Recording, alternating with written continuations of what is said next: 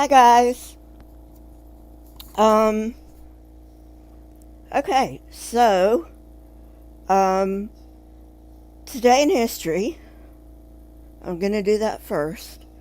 Then I've got some advice for Christians, and then I'm going to give you an extended version of my deconversion story because, well, hell, atheists love deconversion stories.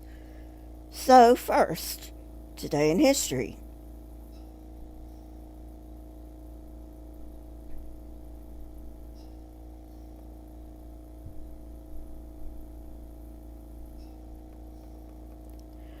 Pope Urban II orders First Crusade.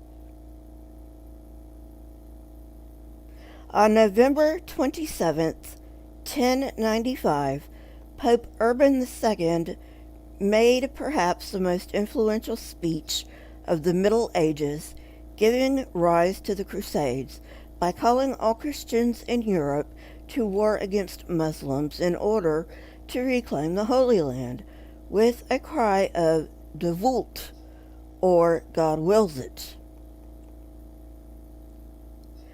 Born Odo of Lagery in 1042, Urban was a protege of the great reformer, Pope Gregory VII.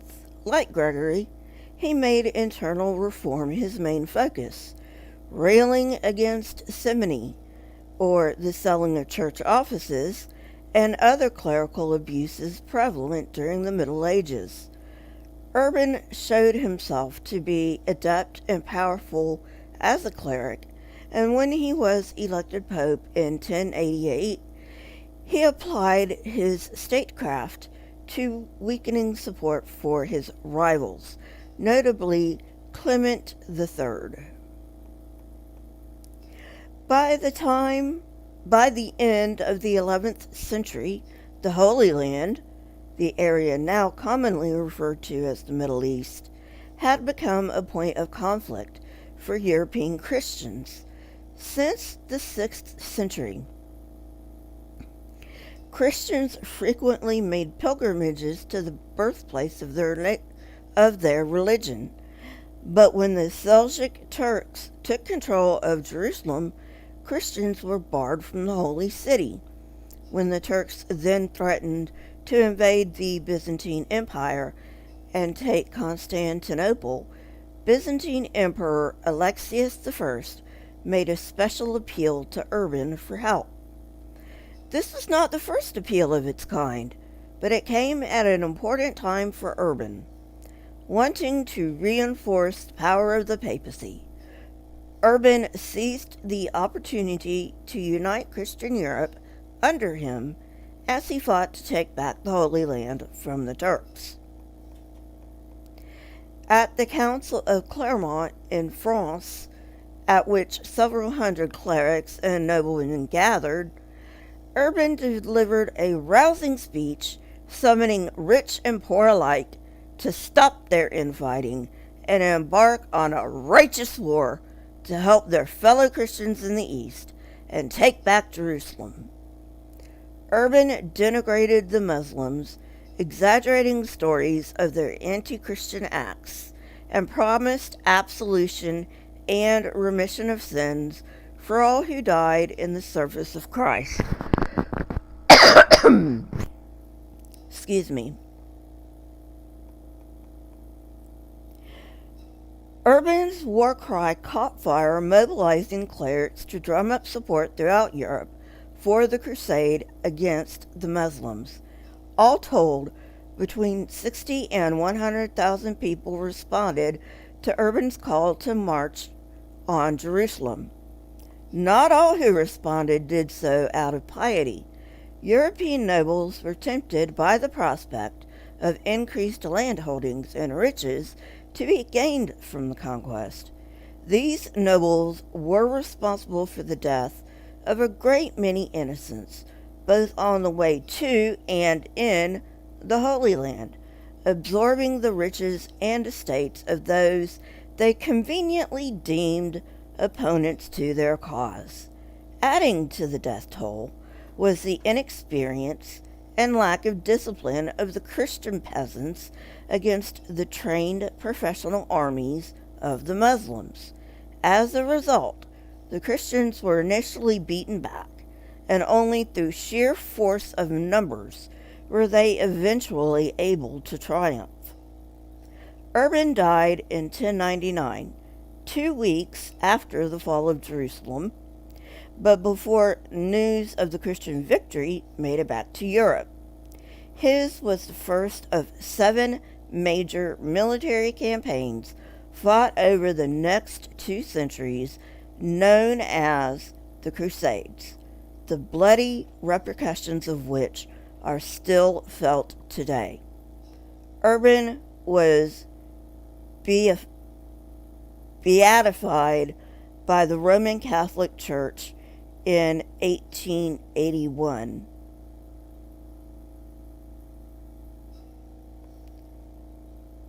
I have a series on the Knights Templar that deals with the Crusades. I'll be picking it up again. I'm not sure when, but I will be picking it up again, because even though the Knights Templar officially fell, they were still around after they officially fell, if that makes any sense. Hi, phony Beatomaniacs. Beatified? Okay, they must have misspelled it on history.com. Thank you for letting me know. How's it going, Gary? You doing okay? So that's today in history. And like I said, I've got a series on the Knights Templar, so you might want to look that up. And just type in, just search my channel for Knights Templar. It should bring it up. Okay. Second thing is my advice for Christians, especially when you're dealing with agnostics and atheists. So,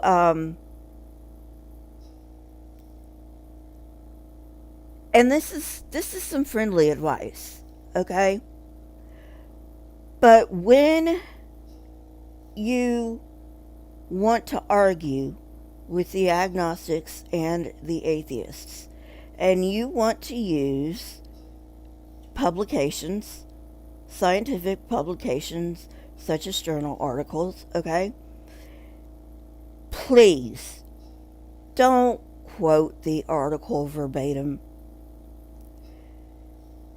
Read the article and understand it, because it may not be saying what you think it says. And this is a problem that I constantly run into with Christians, not the progressive Christians, and not all Christians, okay? But some Christians, they will read verbatim from a scientific paper that they think reinforces their point, and it doesn't. And it's really obvious when that happens. So, if you want to go that way, that's fine. I have no problem with that. No atheists or agnostics that I know of have a problem with that. Just be sure that you understand what the paper is saying and not read it verbatim. So that's my advice for the Christians. Okay, now, main event. From faith to faithless. I was actually born into a Christian home. I was born into religion. And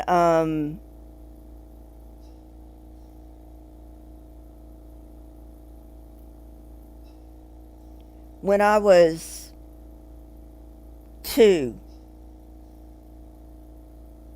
I ended up getting 3 closed skull fractures. Um, it's known as a TBI, or a traumatic brain injury. And after that, I suffered grand mal seizures for a while.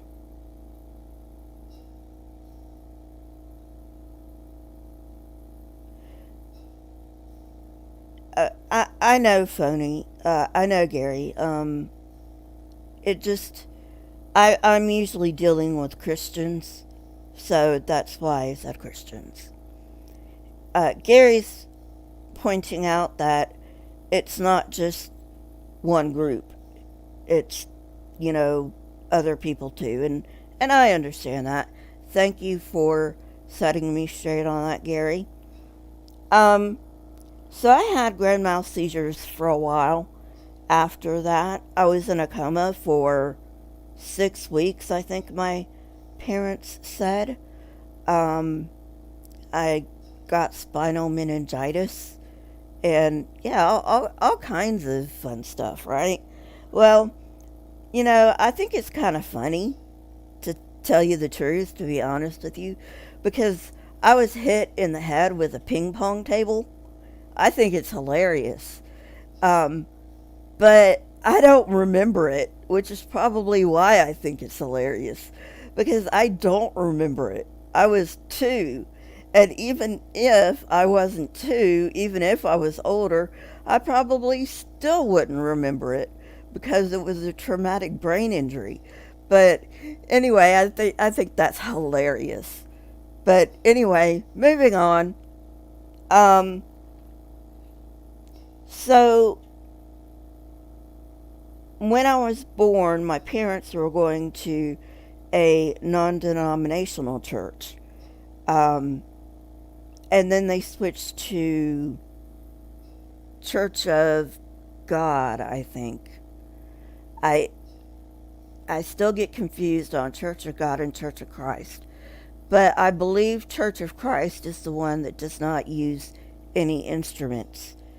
This one used instruments, so I'm pretty sure it was the Church of God. And then my dad was in the military, so he got a PCS, which is a permanent change of station. Um, and we had to move. Um, so we moved to a rinky-dink place in Georgia called Valdosta. Now, if, if I understand correctly, I haven't been to Valdosta in a very long time. But if I understand correctly, Valdosta's not a rinky-dink place anymore. But it was when I was there. Let's put it that way. So, so when we got to Valdosta, we went to a independent fundamentalist Baptist church, and which is different from the new independent fundamentalist Baptist church. Believe it or not, the independent fundamentalist Baptist church is just a little bit better than the NIFB. Just a little bit, not much, but just a little bit. Um, and then I was supposed to start middle school. And there's only one, because Valdosta was a rinky dink town, there was only one middle school that I could go to. And it wasn't a very good middle school. Like seriously, your shoes could be taken off from your feet, stolen off from your feet. I'm not joking. Um, and my mom didn't want me going to this middle school. So they looked around and they found a private school, a Christian school. Well, this Christian school didn't accept students unless they also attended the church. So we left one independent fundamentalist Baptist church for another independent fundamentalist Baptist church. And my brother and I have an older brother, um, we went to this Christian school. And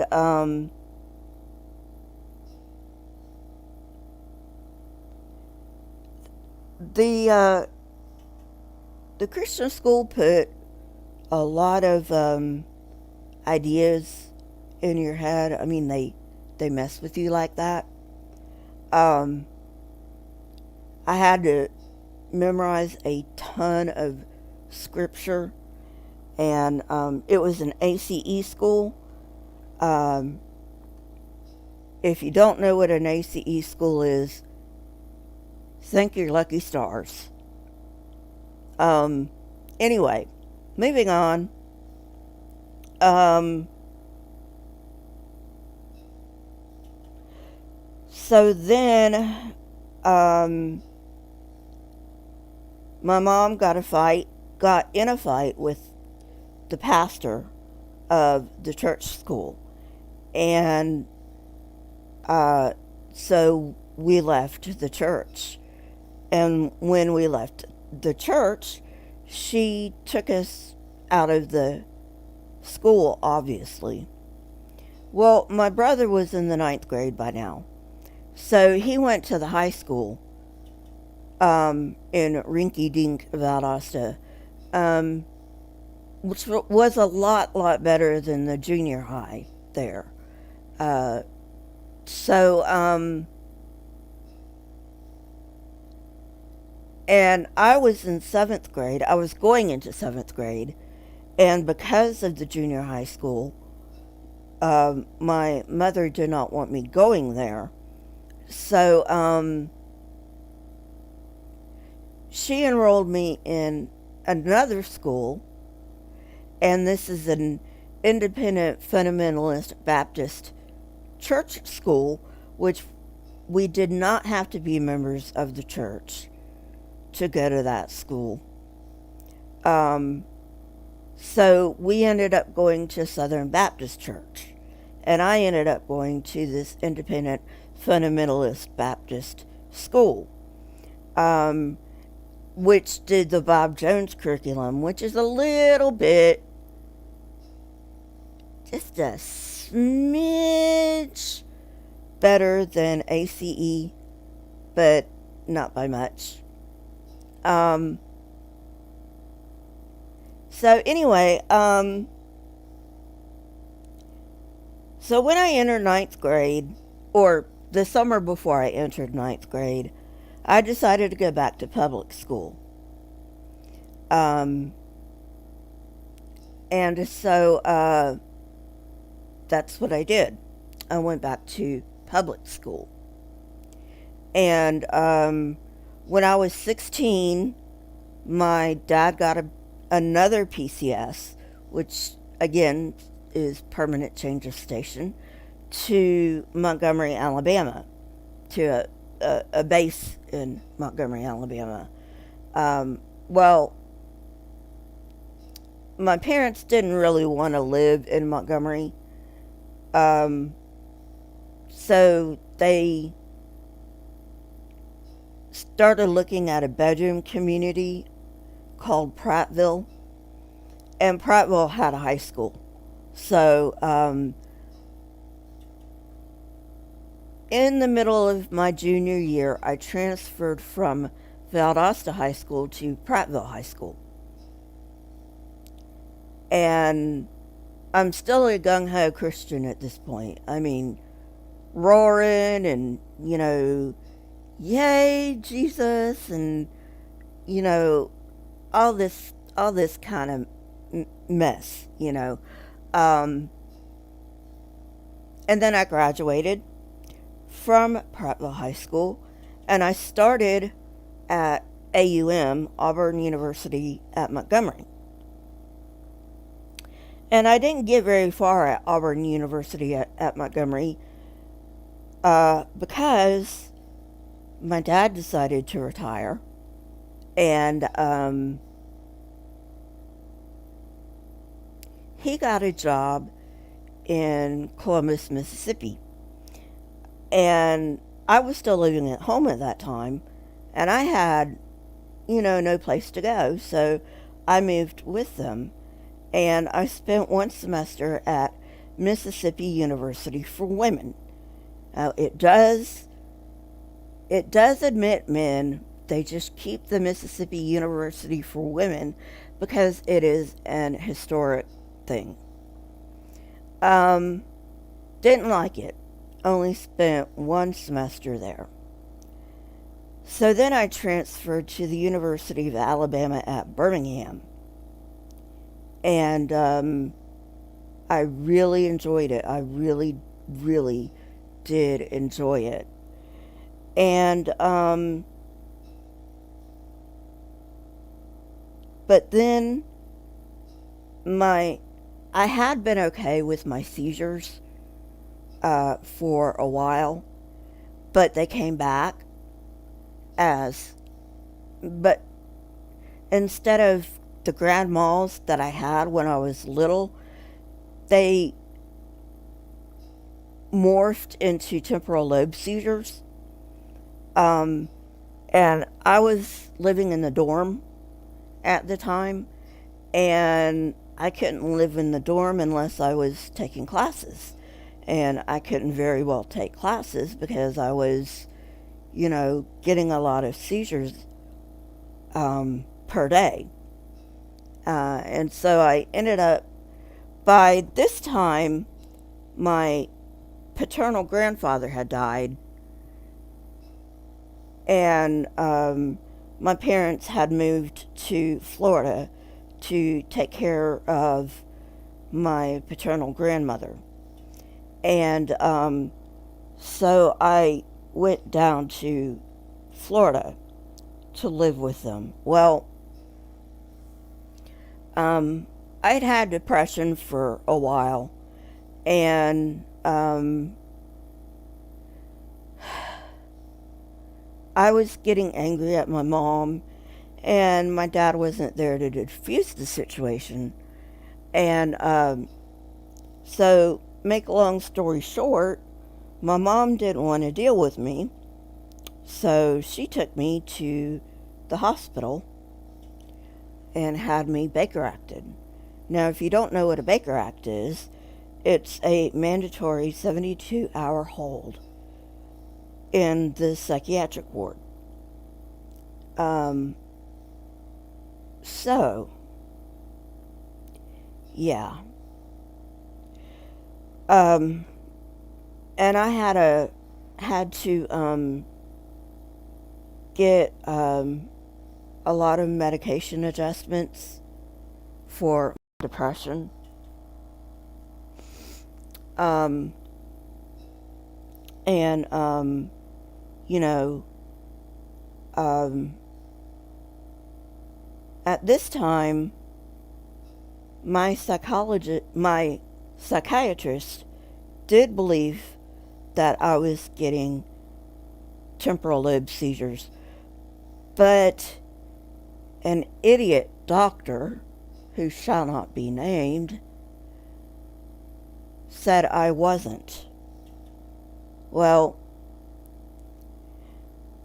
I changed psychiatrists, and when I changed psychiatrists, I told my new psychiatrist about my seizures. And she says, well, why don't you go to a neurologist? And I said, I went to a neurologist, but, he didn't want to do anything. He said I wasn't getting seizures, and he didn't want to do anything for me, and I don't know who to trust anymore. And she said, well, how about if I give you a name? And I said, well, if you give me a name, I'll give him or her a try because I trust you.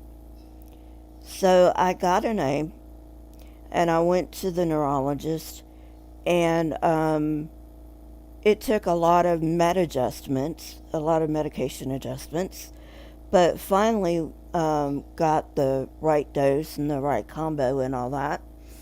Um, and um,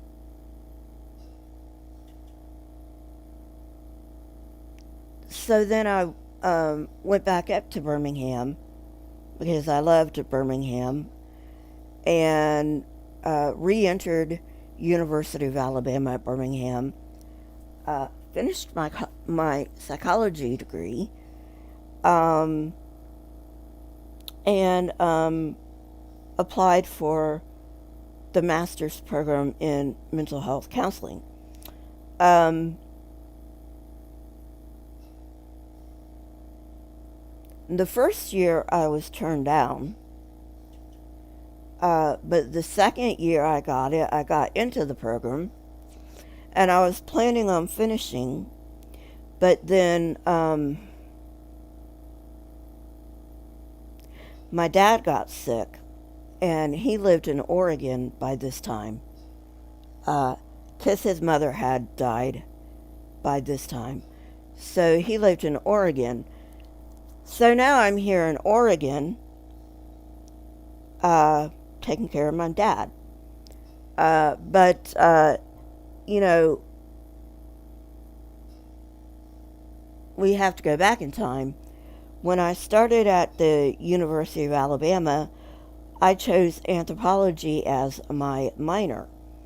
Um, and I started seeing all these C14 dates.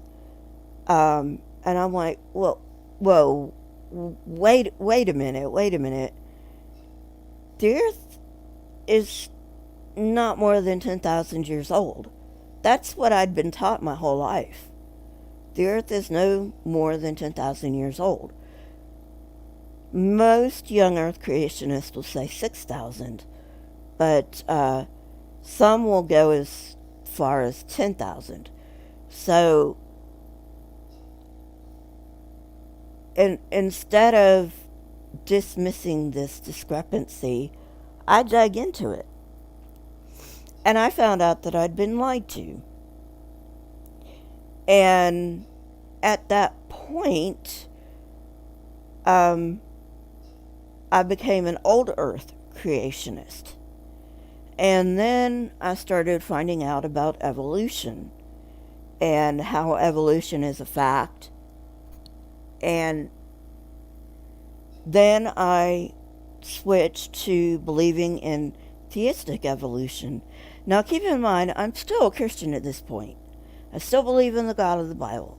I still believe Jesus Christ died for my sins. Blah, blah, blah, blah, blah. All that good stuff, you know. I'm still a Christian. The only difference is I now believe that we evolved instead of just being plopped down here as we are, as we look right now. So,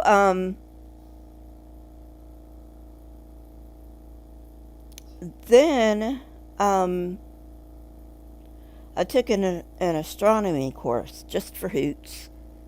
Hey, Robert X. I took an astronomy course just for hoots, and I learned about the Big Bang Theory. And I had always been taught that the Big Bang Theory was ludicrous, and you had to be absolutely nuts to believe it. But then when I actually started getting into it and what it entailed, I was like, wait a minute.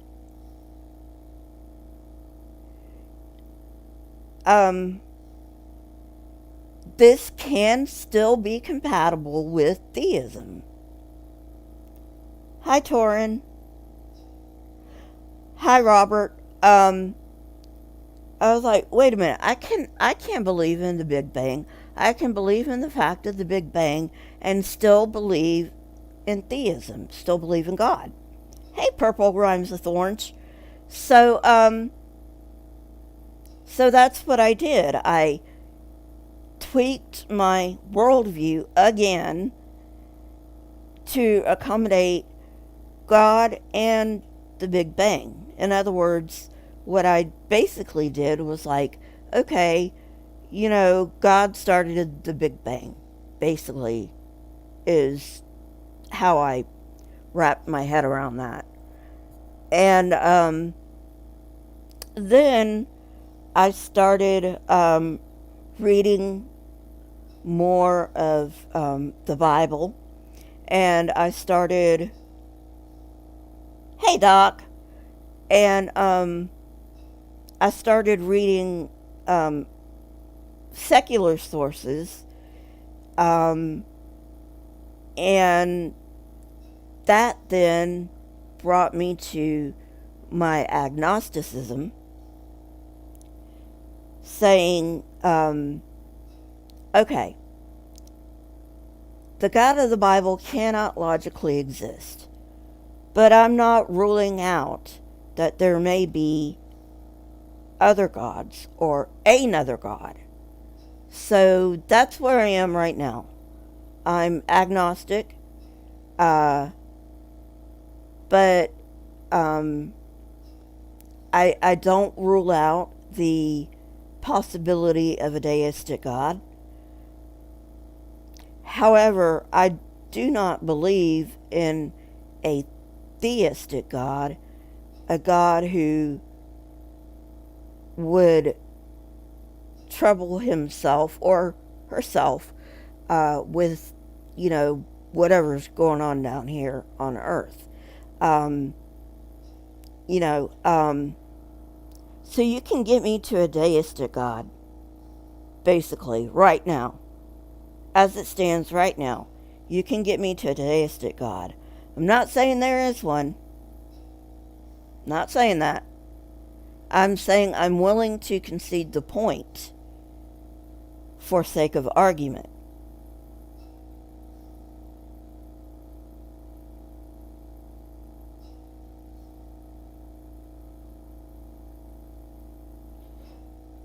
Okay, Purple.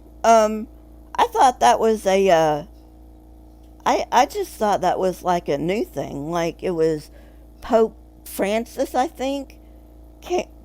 Purple says when he was growing up in the Catholic Church, he didn't remember there being a problem with evolution. But I thought it was like Pope Francis that just came out a few years ago and said, yeah, we're okay with evolution, but I know next to nothing about the Catholic Church. Um, so that's where I am right now. You know, from, and that's why I titled this From Faith to Faithless. Um, because I no longer believe that faith is a virtue. Because let's face it, it's not.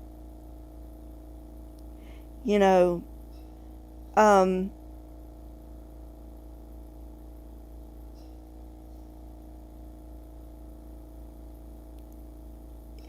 faith,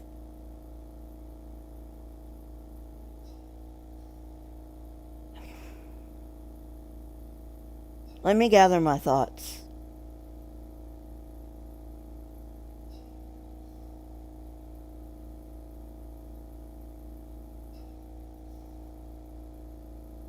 True, Torin. Torin says basically you're born an atheist. Okay, Purple says it may have varied with different groups, talking about the Catholics. Bye, Doc. Um, so anyway, um,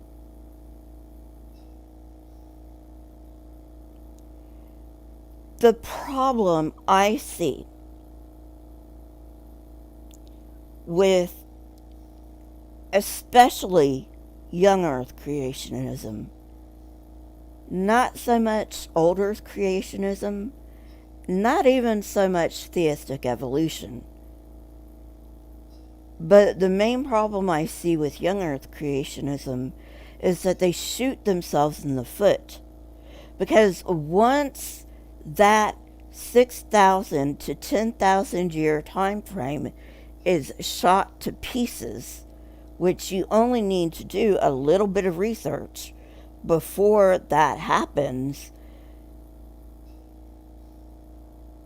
you immediately, or at least I did, I can't say everyone, but I immediately lost faith that they taught me anything correctly, you know.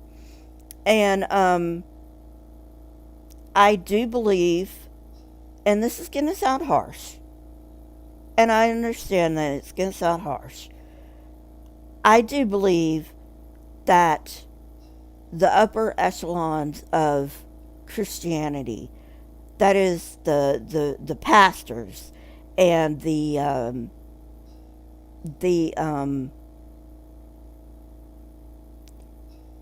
especially the megachurch pastors, I believe they know,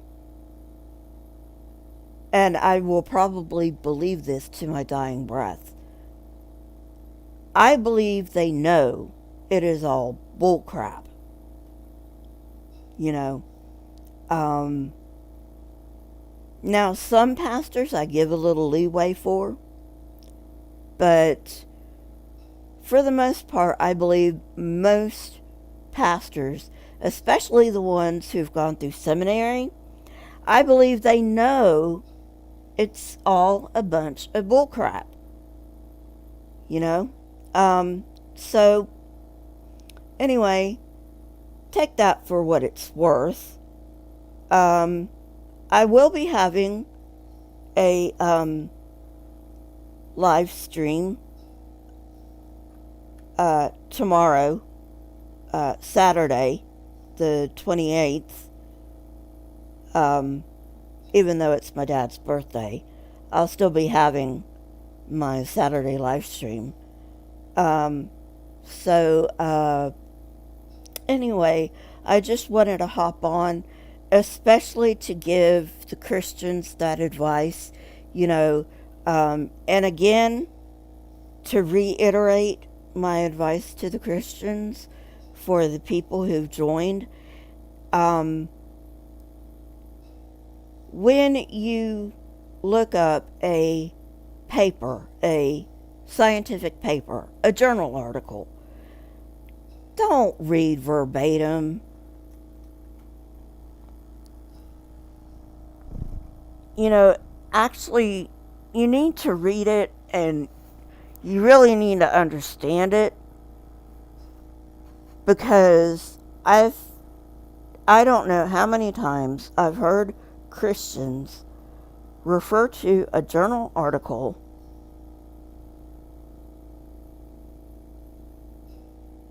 probably Torin. Torin says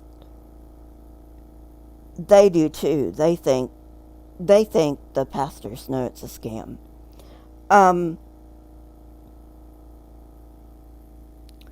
But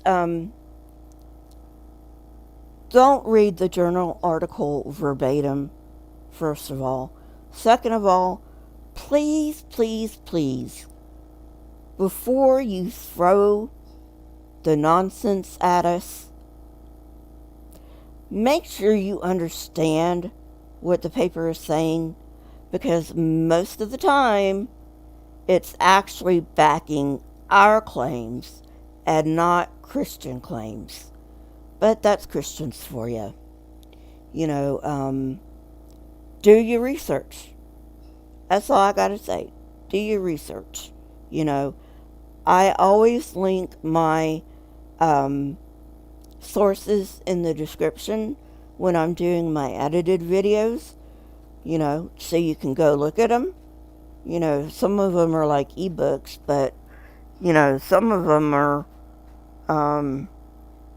Some of them are free journal articles. Some of them are like books, like hard copy books. But you know, at any rate, it's out there. I'm sorry, my eyes bothering me. Um, it's out there. You can find it. Um, you know, but you just have to be careful. You know, don't use AIG. I mean, come on. Don't use Kent Hovind either. Okay? Um, just just don't. Or Ray Comfort. Uh, don't use those people. Okay? Please, because and I'm telling this to you as friendly advice. We agnostic and atheists, if you use those people, we are just going to laugh in your face and not take anything you say seriously. And that's just some friendly advice. Um, because those people have no clue what they're talking about.